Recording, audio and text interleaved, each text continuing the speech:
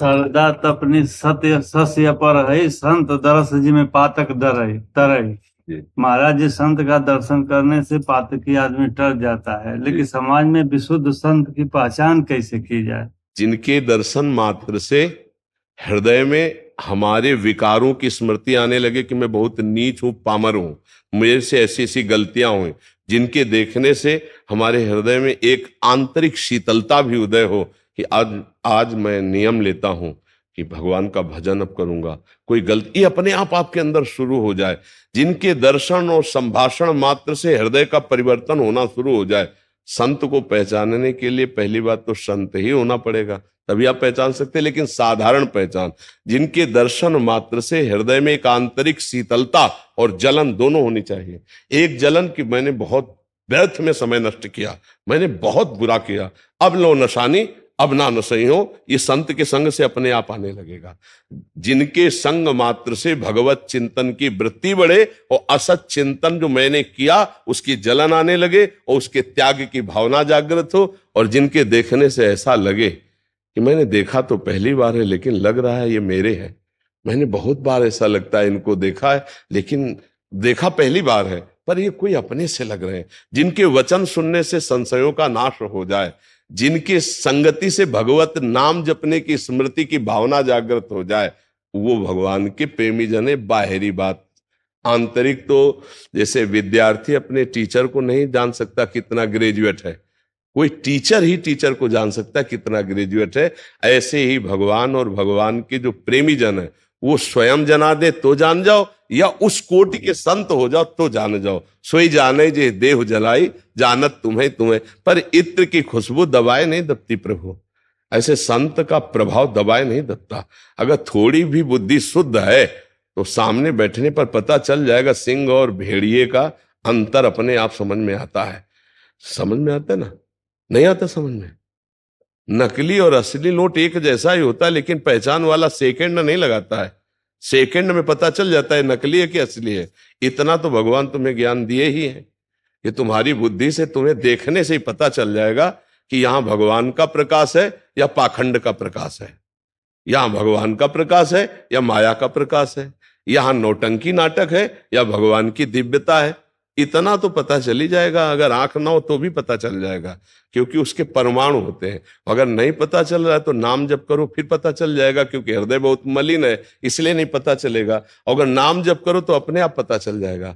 जैसे हनुमान जी महाराज को देखकर विभीषण जी, और विभीषण जी को देख के हनुमान जी, जे ही हनुमान जी को देखा तो कह रहे मोरे हृदय प्रीति अति होई, नहीं कि तुम राम दीन अनुरागी, आयो मोय करन बड़ भागी, कि तुम हरिदासन मां कोई, मोरे हृदय प्रीति अति हुई।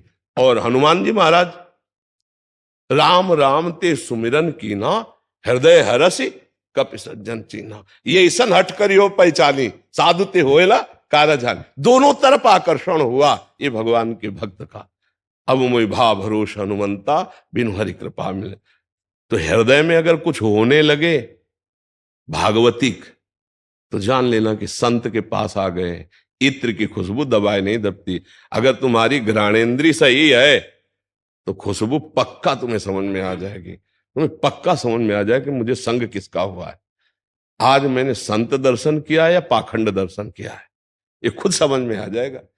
अगर थोड़ा भी हृदय शुद्ध है तो अपने आप समझ में आ जाए, और नहीं शुद्ध है तो अमोघश्च जाओ, कुछ समय बाद तुम्हें पता चल जाएगा कि तुम्हारे जीवन का परिवर्तन शुरू हो गया है। तुम्हारे जीवन का परिवर्तन ना हो जाए तो फिर संत कैसा? या तो तुम्हारा अंतःकरण बहुत ही निगेटिव नकारात्मक सोच वाला है, दो चार बार जरूर दर्शन करे उस संत के तो परिवर्तन हो ही जाएगा, और नहीं तो एक बार दर्शन का देवर्षि नारद जी कह रहे हैं मात संगस तो दुर्लभ हो आगम्यो पर अमोघश्च, आज नहीं तो कल तुम्हें अनुभव हो जाएगा कि मेरे जीवन का परिवर्तन हुआ उस जगह से जहां मैं अनजाने में उस संत से मिला। मेरा कोई श्रद्धा विश्वास नहीं था पर मेरा परिवर्तन शुरू हो गया। संत जीवन, जीवन को परिवर्तित कर देना। बड़े भाग पाइप सत्संगा, और बिना प्रयास होई भव भंगा। बिना प्रयास तुम्हारा परिवर्तन शुरू हो जाएगा, और एक का नहीं लाखों का परिवर्तन शुरू हो जाएगा। लाखों का नहीं पूरे विश्व का परिवर्तन हो जाएगा। भगवान के प्रेमी भक्त में सतरति सतरति सा लोकान तारयति, लोक के लोक को पावन कर देता है। यार, दीपक और सूर्य का प्रकाश अपने आप अंतर नहीं बताता क्या? सूर्य उदय होने के पहले ही समस्त घरों का अंधेरा नष्ट हो जाता है, बाहर की तो बात जाने दो, और सूर्य उदय हो जाए फिर अंधकार रह जाए। क्या संत दर्शन के लिए किसी प्रमाण की जरूरत पड़ेगी? मुझे तो नहीं लगता। अगर आंखें हैं, दिमाग है, तो आपका तुरंत दिमाग हृदय कहेगा कि मैं जो खोज कर रहा था वो मिल गया।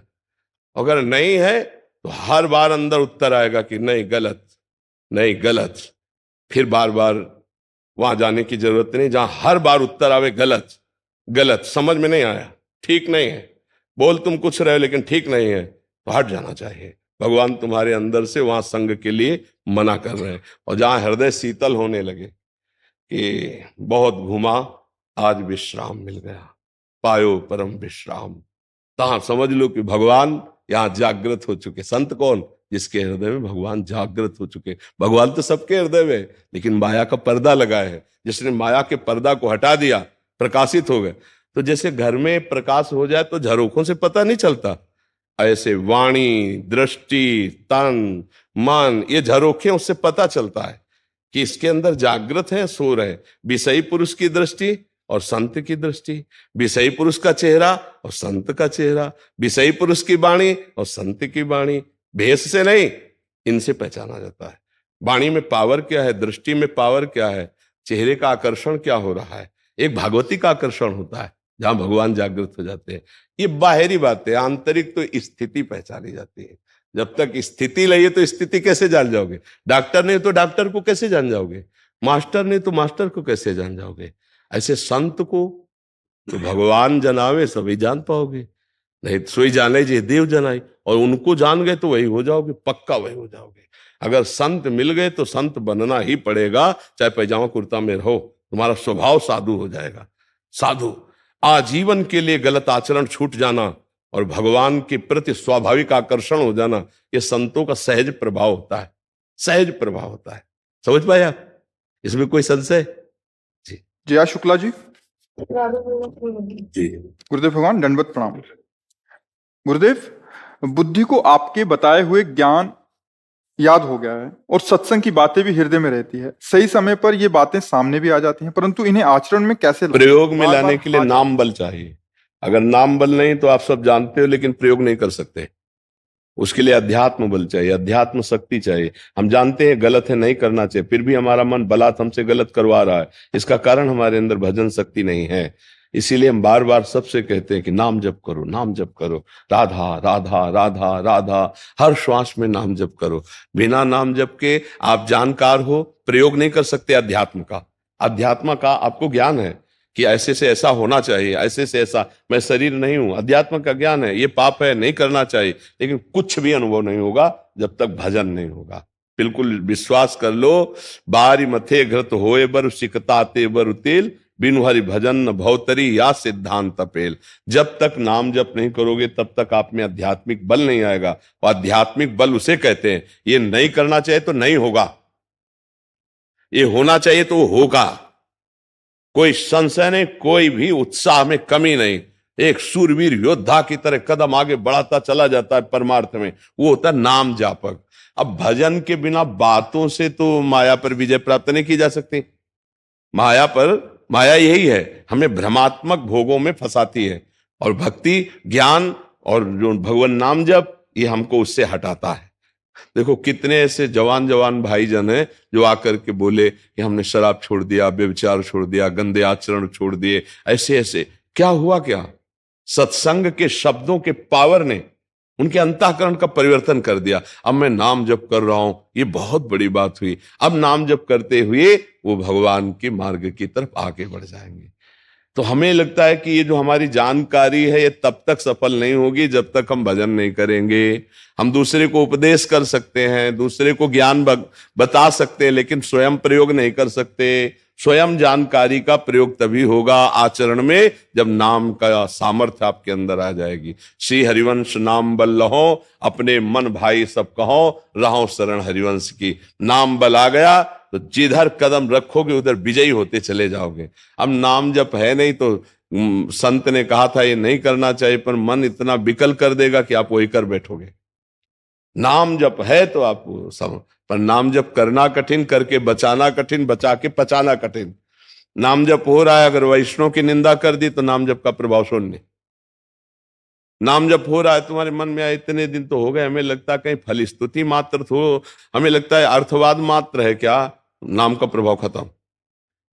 10 नामापराध भी है, शास्त्र की निंदा, वैष्णव की निंदा, भगवान शंकर की निंदा, हरिहर में भेद की भावना की निंदा, नामदाता गुरु की निंदा, इस तरह के जो नाम में फल का अर्थवाद की भावना होना या नाम के सहारे से पाप करना, इस तरह के अगर नामापराधों से हम बच जाएं और नाम जप करें तो हमारे अंदर अध्यात्म बल आ जाए, तो हम जो जानते हैं, जो हमें ज्ञान है, उसका हम प्रयोग कर सकते हैं। और जितना ज्ञान है उतना प्रयोग कर लो तो सब महात्मा बन जाओ अंदर से।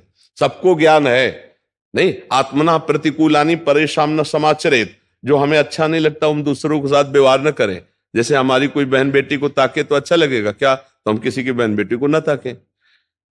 आप आत्मना प्रतिकूलानी परेशान न समाचरित, आप स्वयं जो नहीं चाहते हो दूसरे के साथ व्यवहार न करें। आपके शरीर को कोई काटे तो अच्छा लगेगा क्या, नहीं, तो आप दूसरे का मांस क्यों खाते हैं।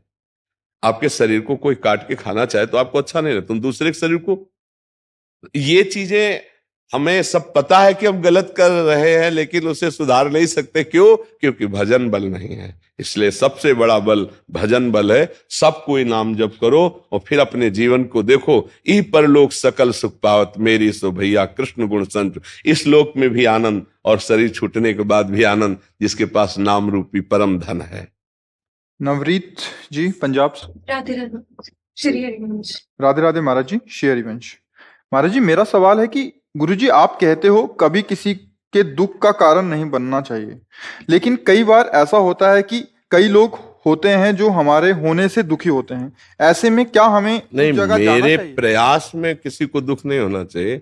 कोई अपने चिंतन से या अपने आप दुखी हो रहा है तो उसके लिए हमारे पास कोई औषधि नहीं है। हम किसी को वचन से, अपनी चेष्टा से दुख नहीं देना चाहते।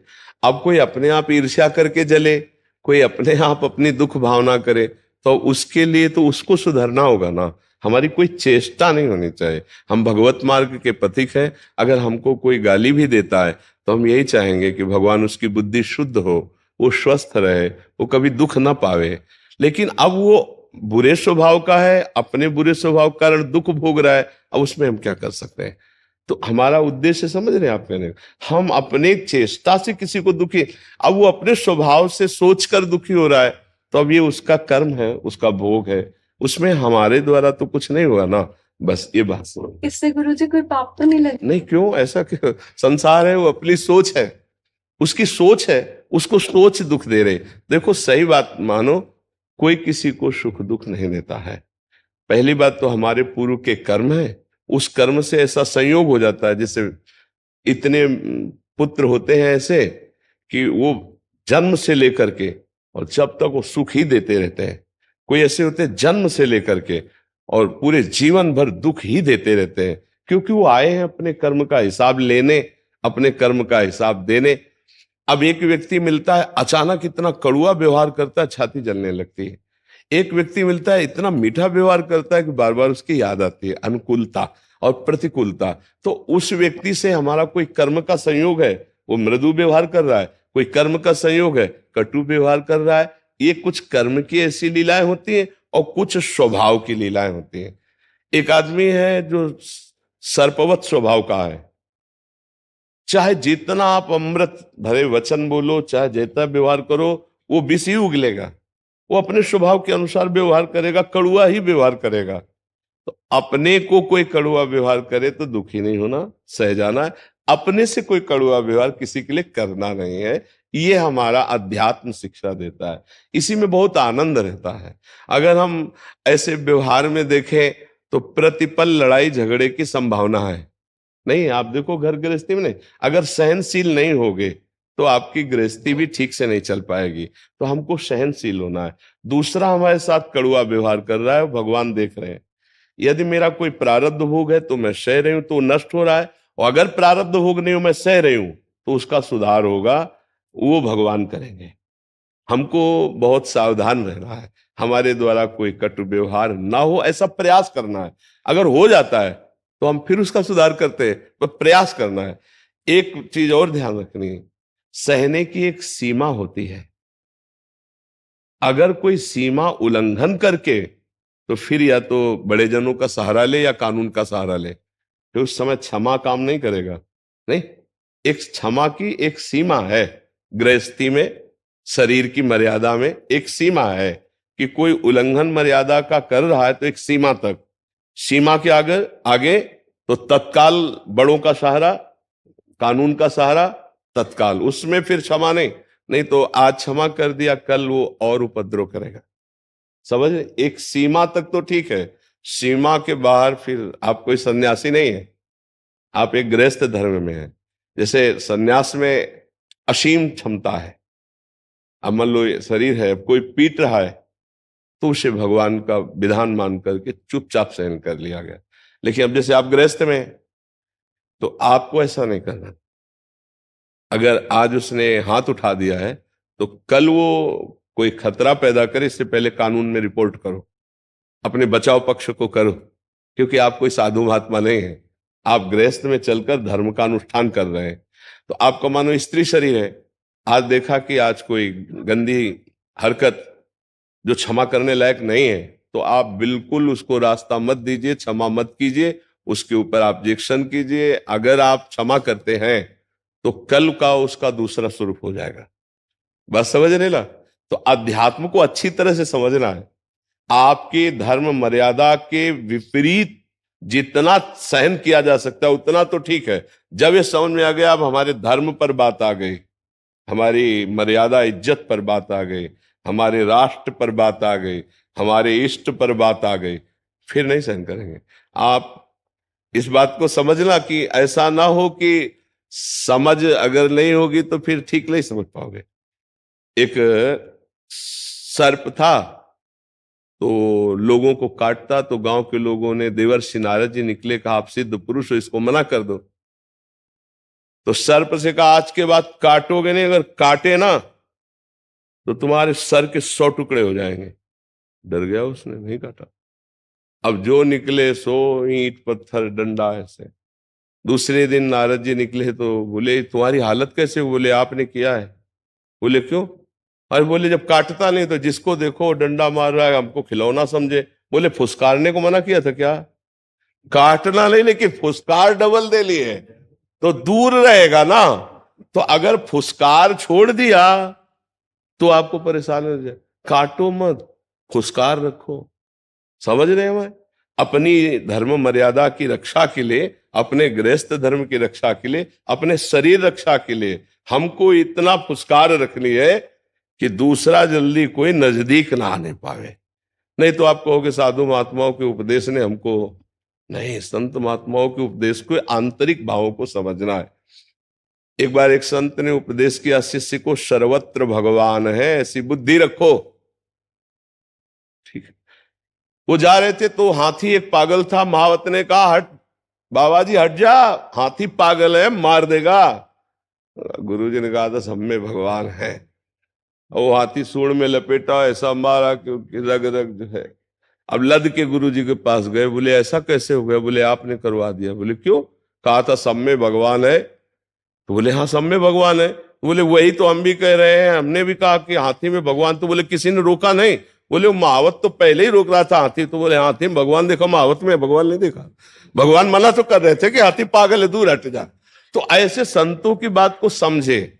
जहां तक हमारे धर्म मर्यादा की बात है, जितना सहन है उतना करेंगे। इसके बाद अगर इज्जत पर बात आ गई, धर्म पर बात आ गई, राष्ट्र पे बात आ गई, फिर हम शांत नहीं बैठेंगे।